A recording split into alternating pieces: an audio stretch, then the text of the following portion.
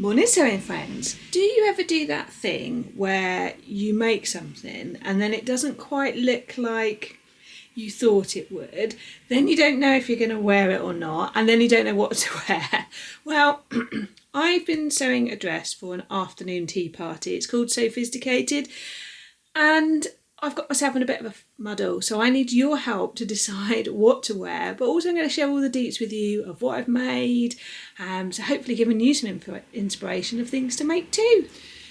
So I think we're going to talk about afternoon tea parties first. Now, you may or may not know, so let's do a potted history. Afternoon tea used to be something in the Victorian era that the middle classes used to have, and it'd be like tea and small snacks, and it wouldn't be sat at like a proper dining table, it'd be sat like a low table. It's become quite a thing in the UK. I don't know if it's a thing elsewhere in the world. Let me know, is it a thing? We have a lot of like hotels and sort of historic houses who now offer afternoon tea as a thing that you can book, and you go and you get like these cake stands with like scones or scones and little cakes, and you get big cups of tea and all of that. It's become quite a thing. There's even a bus in London where you can go on a travelling afternoon tea bus. So Sophisticated is run by a charity who are raising money to support people with learning to sew who come from difficult circumstances. I will link it below. But it wouldn't ever be the only occasion where I would need something suitable to wear for afternoon tea. I've worn a bell dress before when I went to afternoon tea in Wales, and so I kind of knew the vibe I want. Now here at Sequin Girly Towers, we don't always follow the rules, but I like to do like what lovely Jess calls a vibe check. And if you don't know who Jess is So What If I Sew? I will put her channel below. And so the vibe check really for me of afternoon tea is a chance to wear like a flouncy dress. It's not evening wear, but it's not casual. You can, as I say, we don't have to follow the rules, but I love the opportunity to wear a bit of a flouncy dress. You can wear trousers, you can wear whatever you want, but I love a dress, and a flouncy dress, something sort of similar to like a garden party in my head. So I set about making a dress with some gorgeous fabric gifted to me by Long & Craft. It is seersucker, and I went for it in a lilac and sort of a minty green, and I felt they worked really well together. So I decided I wanted to find a pattern where I could combine the two, and I realised that the free, so yes, a free pattern that you can use, the free Marilla Walker Anning. Now it's an Anning shirt dress, but if you go to the bottom of the instructions, there is extra information and pattern pieces on how to make it into a blouse, and it has princess seams. So you have a front piece, a side piece, a yoke and a back, and obviously a sleeve. So it gives a great opportunity for playing with two colours. It does have a collar, but I decided not to go for it. So I combined the two colours, so green at the front, lilac at the sides, different colour for the yoke and the back, and then the sleeves. I then self-drafted a skirt to go on, and in my mind I somehow decided that doing panels and attaching all the panels together was a good idea.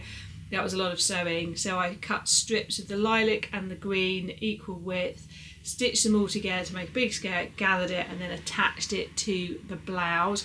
Into the sides of the bottom of the blouse part, I put in tie belts, and then I had a bit left, so I did a gather for a final frill at the bottom. Now the pictures you are seeing are where I'm just deciding on whether to do elasticate the sleeve or not. I have put a little sleeve head in to give it a little bit of extra poof. I'm not sure if it's worked or not, but jury's out. I had also prepared to do a frill. It's this sort of width of neckline actually. I prepared to do a frill to go around, and decided it was too much I say, which is not often a thing I do say. So I'm at the stage where it is about 20 minutes work away from being finished, and I got that, do I like it? Is it what I envisioned? I love the buttons on it. They're these lovely little square vintage buttons that the lovely Mary had in her collection. And then I had that moment of, it's now mid-October, it's dreary, does this now give me summer garden party vibes? I love the fabric. The fabric was lovely to work with and I love the colours, but have I done what I hoped for? Does it help make me feel the way I want to feel? So I then decided to have a look at two other options. One is the Sew Liberated Stasia, and this was actually the toile, and it's a jersey print with the lovely leaf print all over. I do feel like the bodice does need lining, but for an afternoon tea I could probably wear like a lower slip underneath and it would be okay, because I wouldn't be, it's only a couple of hours. And I feel swooshy in it, which is what I want to feel for going out for an afternoon tea. A little bit special, a little bit swooshy. Shoes is not a problem with any of these. No fear, there's always shoes to go with everything. So the Stasia dress is there. I like it. I eat a bit too much cake. Might feel a bit in it, but... And then there is the hacked Marilla Walker free pattern again, Nautilus, and I made this in two-tone double gauze. I feel like there's a theme here, two-tone fabrics. So this one is a strawberry print. Now double gauze is great because it has that cool and snuggly effect at the same time. It is still a summer print, but somehow in my when I wear it, it feels different. It is also short sleeve. All three of them are short sleeve. So fear not, I have plenty of quilted jackets. I'm sure that I will find a quilted jacket that goes with each of these that I can wear over the top. And it will be warm inside once everybody's in there anyway. So, so the Marilla Walker Nautilus hack, I made the top, did again tie belts into the side, self-drafted a skirt to go on, and then did a frill at the bottom, which was the other tone, because I've got the two tones on the front on this one, so I did it differently, and that hasn't had a proper wearing yet either. So all three of these dresses have been made this year. All deserve to live their dress destiny, and now I don't know what to wear. I don't know what to do, so please tell me, which one do you think I should wear? Dress number one, the gorgeous seersucker. Dress number two, the Stasia leaf print. Or dress number three, the strawberry Marilla Walker Nautilus. I don't know. Help me. And also, what do you think of the seersucker dress? I had this amazing vision. I did it. As I say, I love the fabric, I love the pattern, but has the reality, and maybe it's just the wrong time of year, and maybe in the summer I will feel differently about it, but I would love to know what you think. Tips along the way: don't cut something the length that it would be for a blouse when you're making a dress. Think about where you want it to sit so you don't waste fabric.